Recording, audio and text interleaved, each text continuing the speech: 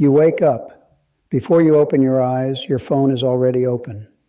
Before you say, Bismillah, you've scrolled through 20 headlines.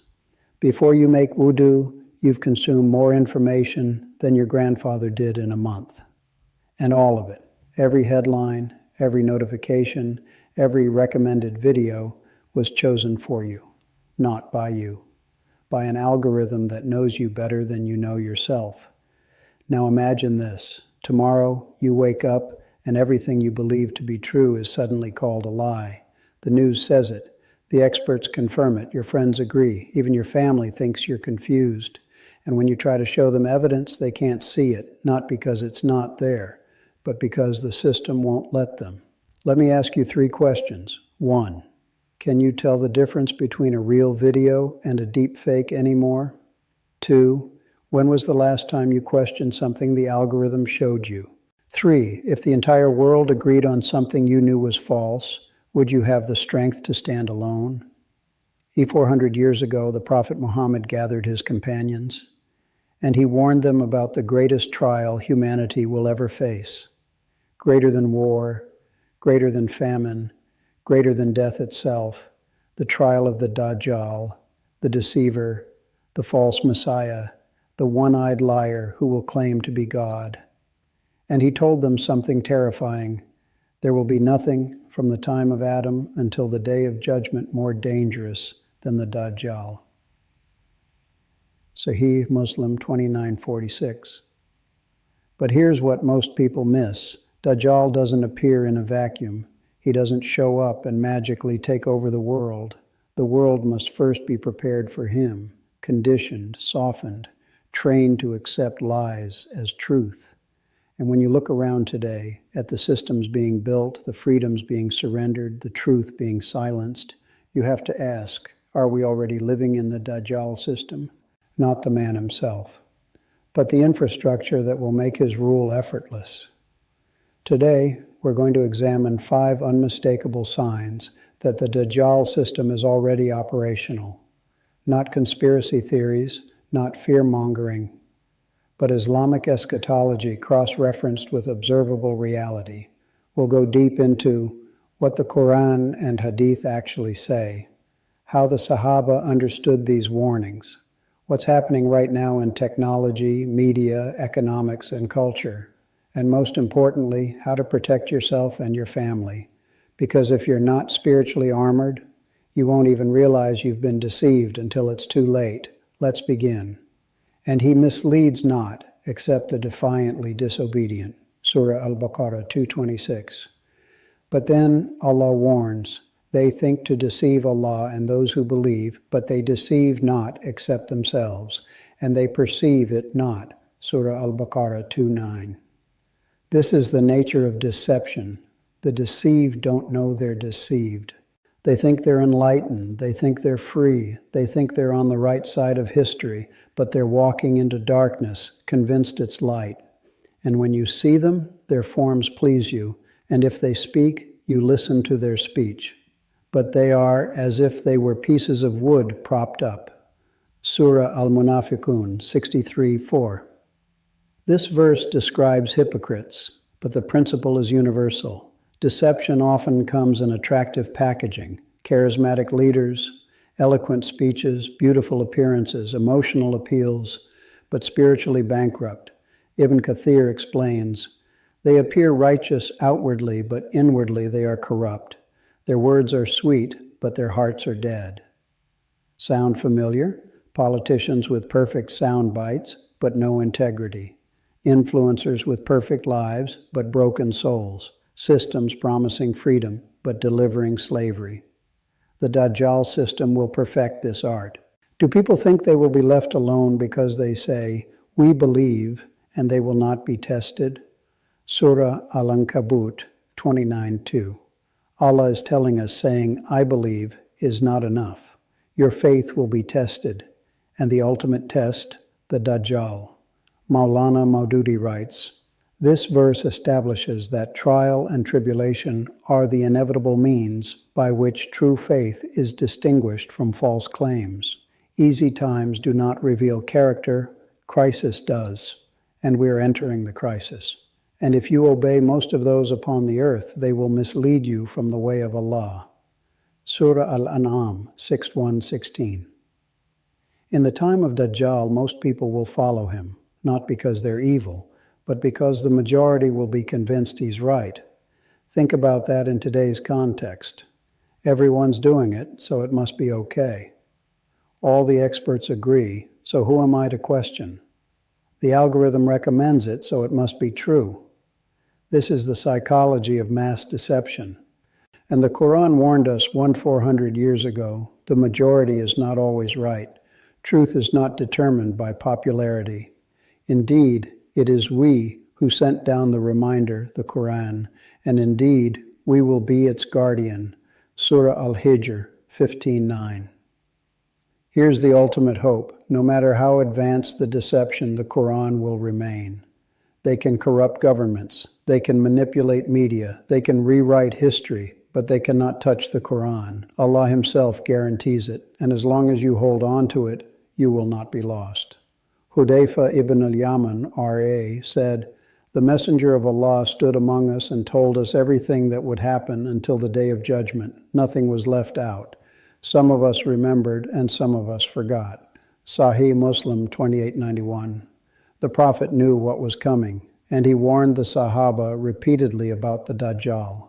In fact, no other topic was emphasized more when discussing the end times. Why? Because this will be the greatest test of faith humanity will ever face. The Prophet said, "There is no tribulation on earth from the time of Adam until the hour greater than the tribulation of the Dajjal." Sahih Muslim 2946. And then he described him in detail. He is a young man with curly hair and a blind right eye, which looks like a floating grape. He will claim, "I am your Lord," but know that you will never see your Lord until you die. Sahih Bukhari 7131. He will claim divinity, and billions will believe him. The Prophet said, Dajjal will have with him something like paradise and something like hell. But what he calls paradise will actually be hell, and what he calls hell will actually be paradise. Sahih Muslim 2937. He will invert reality. What looks good will be destruction. What looks painful will be salvation. And people will choose what looks appealing, even though it leads to hell. Now ask yourself, are we already living in this inversion?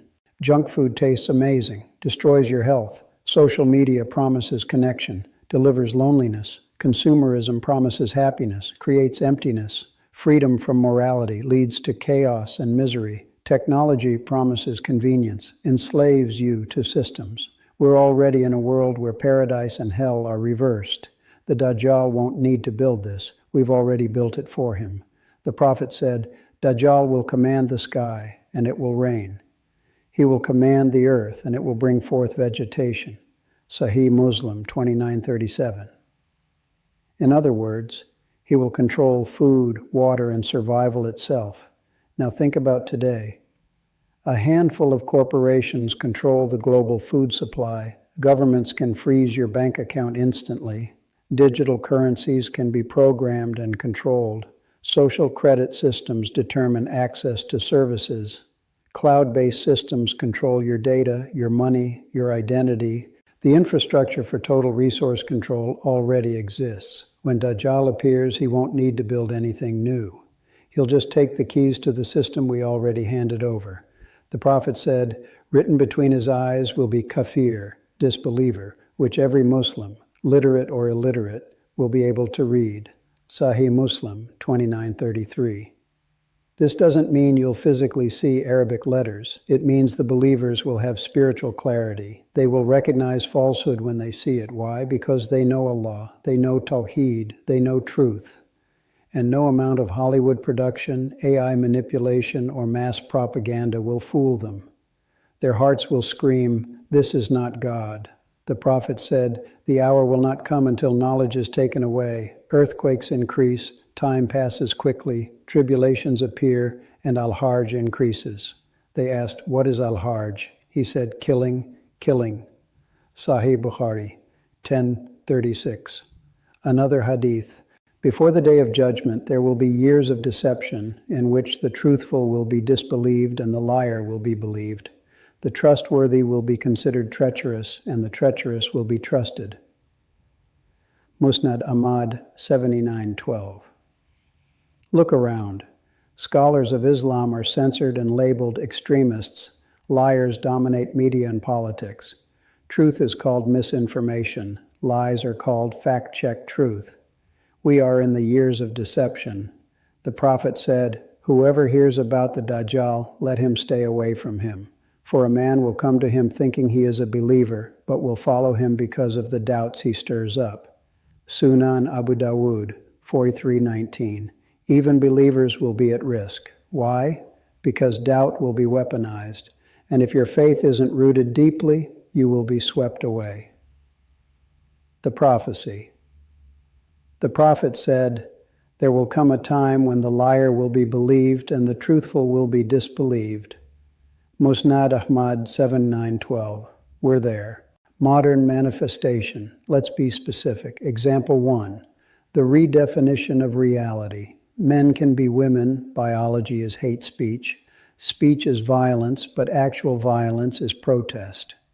Borders are oppressive, but lockdowns are compassionate. Freedom is slavery.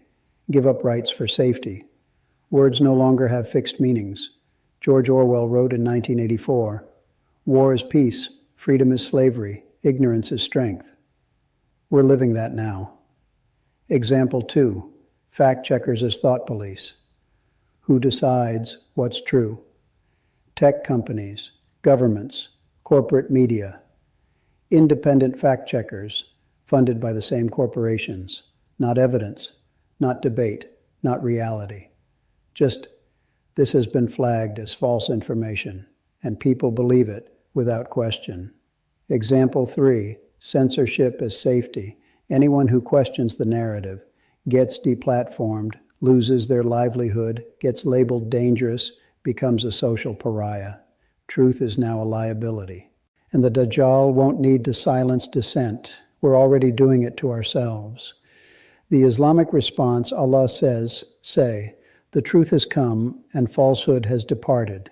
Indeed, falsehood is, by nature, ever bound to depart." Surah Al-Isra 1781. Truth is permanent. Falsehood is temporary. No matter how powerful the lie, it will eventually collapse. But we must hold firm until then. The prophecy. The prophet said, "Dajjal will travel the earth faster than the wind and rain." Sahih Muslim 29:37. Scholars interpret this as he will have access to every place, every person, every moment, omnipresence through technology. Modern manifestation. Right now, your phone knows where you go, who you talk to, what you search, what you buy, what you think about. Your smart home knows when you're awake, when you leave, what you watch, what you say. Your car knows where you drive, how fast you go. Every destination, security cameras know. Your face, your gait, your patterns, your bank knows. Every transaction, every purchase, your financial behavior, China's social credit system. If you jaywalk, your credit score drops. If you criticize the government, you can't buy train tickets. If you associate with bad citizens, you're flagged. If your score is too low, you can't get a job, travel, or access services. This isn't dystopian fiction. This is operational reality, right now, and it's spreading. Central bank digital currencies, CBDCs. Governments worldwide are rolling out digital currencies that are programmable, they can set expiration dates; conditional, they can restrict what you buy; controllable, they can freeze your money instantly. Imagine, you criticize the government, your money stops working. You refuse a mandate, you can't buy food. You donate to the wrong cause, your account is frozen. This is not conspiracy, this is documented policy. The Islamic warning. When Dajjal comes, the Prophet said, he will say to a Bedouin, "If I bring your parents back to life, will you believe I am your Lord?" The Bedouin will say yes. Then 2 devils will appear in the form of his parents, and he will believe. Sahih Muslim 2937. The deception will be that advanced. So realistic even the strongest will struggle. Now imagine. AI generates a video of your deceased loved one telling you to follow Dajjal, holographic miracles that look 100% real, deepfake, angels endorsing him. You won't be able to trust your eyes, only your heart rooted in Tawheed. The prophecy. The prophet said, the slave of the dinar, the slave of the dirham, and the slave of the cloak. If he is given, he is pleased, but if he is not given, he is displeased. Sahih Bukhari 28:87. Money has become God. Modern manifestation. Look at modern society. Your value, check your net worth. How much do you make? What do you own? What brand are you wearing? Where do you vacation? That's how people measure success, not your character, your kindness, your relationship with Allah, your contribution to humanity. Just how much stuff do you have? Hustle culture. Sleep is for the weak. Grind 24/7. If you're not a millionaire by 30, you failed. This is worship, not of Allah, but of dunya. And the Quran warned, have you seen the one who takes as his God his own desire? Surah Al-Jathiyah 45:23. People worship money, fame, pleasure, status, power, and when Dajjal comes promising to fulfill all of it, they will bow. The illusion of freedom. You will own nothing and be happy. World Economic Forum. They're openly telling you, give up ownership, rent everything, depend on the system for survival. And when you're fully dependent, you're fully controlled. The Islamic reminder. The Prophet said, the world is a prison for the believer and paradise for the disbeliever. Sahih Muslim 29:56. Why? Because the believer restrains himself from haram, while the disbeliever indulges in every desire at the cost of his soul, and when death comes, the believer enters paradise, the disbeliever enters hell. Who made the better choice? The prophecy. The Prophet said, knowledge will be taken away and ignorance will prevail. Sahih Bukhari 80. We're living this now. Modern manifestation. Example 1. Algorithmic mind control. Your social media feed is not random. It's engineered to keep you scrolling, trigger emotions, reinforce biases, addict you. You're not using the app. The app is using you, and it's shaping what you think, what you believe, what you want, who you are, without you even realizing it. Example 2. The death of nuance. Everything is black or white, good or evil, with us or against us, no room for complexity, no room for thought, just pick a side and attack the other. And the Prophet warned, people will be divided into 2 groups. One group will recognize truth and hold to it. The other will recognize falsehood and cling to it. That polarization is intentional. It makes people easier to control. Example 3, TikTok brain average attention span, 2012 seconds, 2024, 8 seconds. We can't focus anymore. We can't read long articles. We can't follow deep arguments. We can't think critically. We just consume. And when Dajjal comes with his polished propaganda, no one will have the mental stamina to question him. The Islamic response, Allah commands, and do not pursue that of which you have no knowledge. Indeed, the hearing, the sight, and the heart, about all those you will be questioned.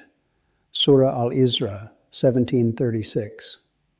You are accountable for what you consume, every video, every article, every thought you allow into your mind. Guard it.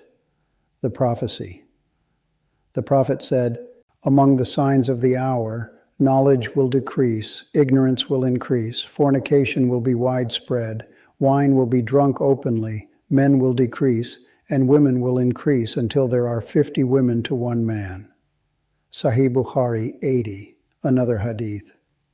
There will come a time when people will consume riba, interest, openly, commit zina, fornication, publicly, and drink alcohol without shame. Sunan Ibn Majah 40:19. We're there. modern manifestation. Let's be brutally honest. Things that were universally condemned 20 years ago are now celebrated. Same-sex marriage, gender fluidity, pornography addiction normalized, adultery rebranded as polyamory, abortion on demand, drag shows for children. I'm not saying this to be hateful. I'm saying this because the Prophet warned us. And the pattern is clear. Step 1, it's a private matter. Step 2, it's a civil right. Step 3, you must celebrate it. Step 4, if you don't, you're a bigot. That's how normalization works. The slippery slope is real. Once you remove objective moral truth, there's no stopping point. If marriage is whatever we define it as, if gender is whatever you feel, if truth is whatever the majority agrees on, then anything can be normalized. Pedophilia is already being rebranded as minor attracted persons.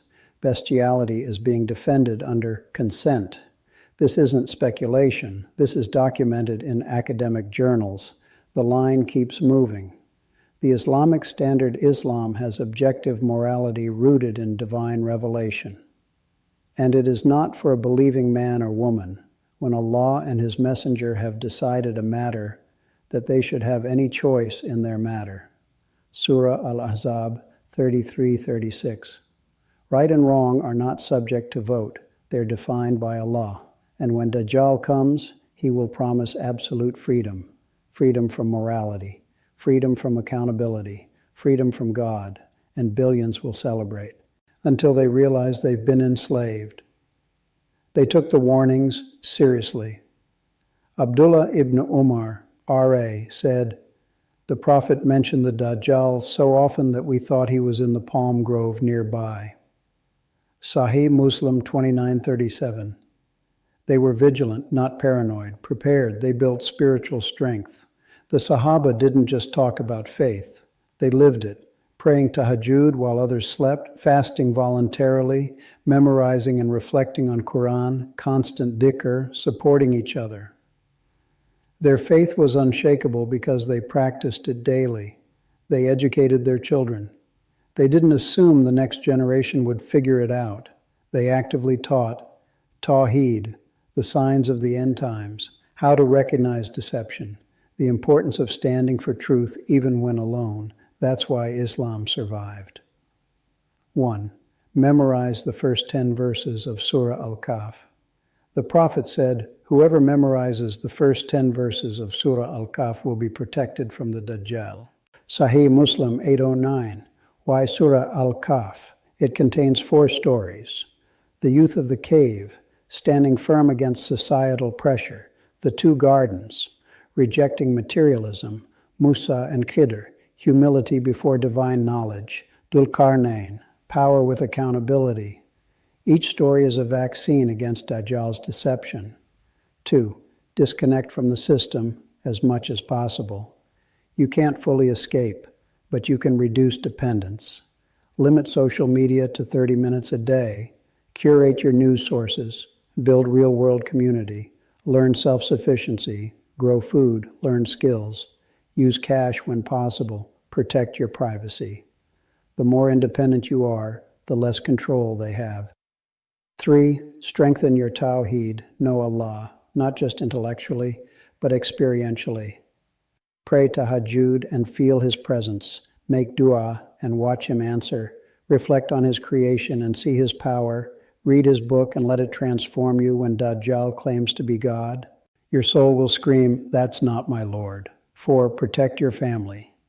Teach your children the signs of the end times, how to think critically, how to recognize deception, the value of truth over popularity. Don't let the algorithm raise them. 5. Make dua constantly.